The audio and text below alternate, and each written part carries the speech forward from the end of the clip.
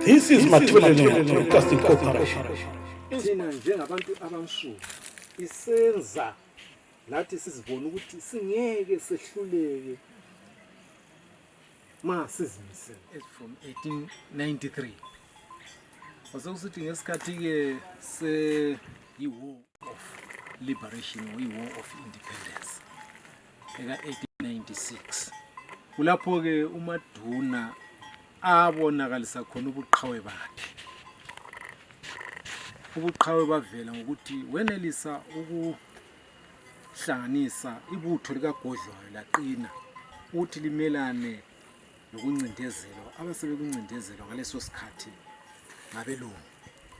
Sizakhumbula ukuthi ngesikhathi oCecil John Rose babengena ngobuningi babo khonapha usesele pioneer column BSA company.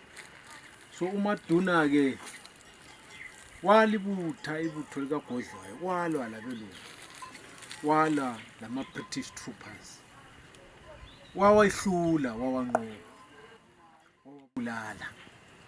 Kulakhathesi bangcwatshwa ndawonye, waluya eMatopo Hills lapho induna zonke zikaMzilikazi ngithi zikaLobhengula ezabizwa khona zibizwa uCecil John Rose. uMaduna yena ngwakwala ngesizathu esisodwa ukuthi akazange ehlulwe ngabelungu. Uthe kunjalo ke wacatsha. Ekucatsheni kwakhe basebemfuna phansi laphezulu ngesizathu sinye sokuthi ababa ngabafakazi kwaba lebhunu elilodwa elathi lona lingumfakazi. Mhla uMaduna sothi uyadingwa ayethonisiswa kobulawayo, wasenyamalala wacatsha wachiya umuzi wakhe wawufulathela. Ewufulathela wacatsha. Namhlanje indawo esibiza sithi imperengwa, ngaleso sikhathi babebiza bethi usempateni. Wacatsha emperengwa khona uMaduna kwezinye izinduna ezifana labo Sishizulu lezi izinduna esemperengwa. Wacatsha khona uMaduna kodwa ngemva kwesikhathi wasephendula wathi abantu abami bengeke bafe mina ngikhona. Basebembamba amabhunu bamusa kobulawayo bavalela. Kwaba lebhunu elilodwa lathi mina ngambona uMaduna bathi bebulala amanye abelungu. Amalungu sithi ayikhona bulala zonke chiya munye kungabelungu labo, kodwa uMaduna babachaba baqothula. Lelo lungu lo wasomela zofakaza ecourt. uMaduna evalelwe ejele, abadala babelezinto zabo ababezenza bekhokhelelwa yimimoya yakibo eyayibakhokhelela. uMaduna watholakala esephumile ejele. Yikho kulesiga esithi ngisathangaza ukuthi uMadabula jele kwabulawayo. uMaduna waphiwa leso siga ngoba watholakala ekuseni esihleze ngaphandle kwejele. Wakhetha ukuthi angabaleki bamfice khona.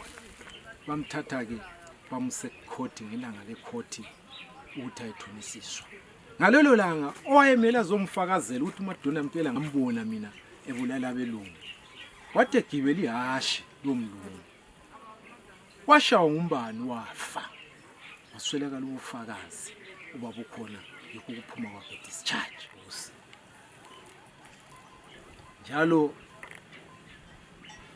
wabulala ngaleli umkhiwa ukuthiwa khona uCunningham esesibiza namhlanje ngedamu leli ukuthiwa iLake Cunningham, kwesinye isikhathi sibiza sithi Mayfair Dam. Bangcwatshwa ndawonye lamakhiwa, kodwa ke ngenxa yokuthi nxa usokusempini yebo ungasakhetha ukuthi ubulala umntwana ngibulala bomama. Wabulala ke umuntu labafazi labantwana bangcwatshwa ndawonye. Lengcwaba labo Cunningham likhona lakathesi. uMaduna ke wala ukuthi abuswe ngabelungu. Uthe ngaleso sikhathi sa 1896 esenqobile. Yebo kambe singamangala ukuthi kati babenqoba njani wabona babephethe imkhonto lamahawu amabhunu kumbe abelungu babephethe izibhamu, kodwa benelisa ukuthi babanqobe nxa ngalahleki ama British troopers lana nxa ngalahleki ngenamba kumele babe 34. Base behamba bemdudula njengoba ngitshula ukuthi wasuka emalungwane emahlanganweni kaMzingwane loNcema bamusa emfilabuso. Bamdudula njalo emfilabuso lapho esithi kule Khambaroja khona kulamanxiwa futhi khona. Bamdudula bamusa Enyoni lapho engikhuluma ngime khona. Uthe noma kunjalo umntana kusikhathi wathatha ubuduna la yena. Bamsusa Enyoni, bambeka eceleni kwenyoni futhi ngaphetshe komgwaqo ngayo. Ngesizathu sinye sokuthi laye wayengavuma ukuncindezela usikhathi la yena. Bamdudula futhi bamchova baze bamfikisa namhle sithi kuse Avoca. Nxa sikhangela ke amafitshane imbali leyi yakumaduna ibonisa ukuthi abazange bangitsholela ngelodwa bafune ukubuswa ngodlakela, bafune bancindezelwe ngumbuso wabezizwe. Ngize lapha ukhokho ngingumfana, indawo le ngayihawukela ngisakhula. Bengiselusela inkomo khona lapha eplazini kompuka. Ngangihawukela izikhathi eziningi ubaba esaphila ubesiza lami khona lapha angitshengisa athi leli lengcwaba likayisemkhulu ongukhokho wami.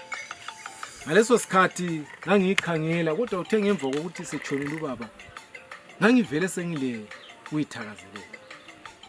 Ngase ngithatha ke lelo thubu ukuthi hayi umdala ezihambile kungcono ngize khonapha emangcwabeni abo baba mkhulu. Funa kulapho abaphansi abangifuna. Inspired.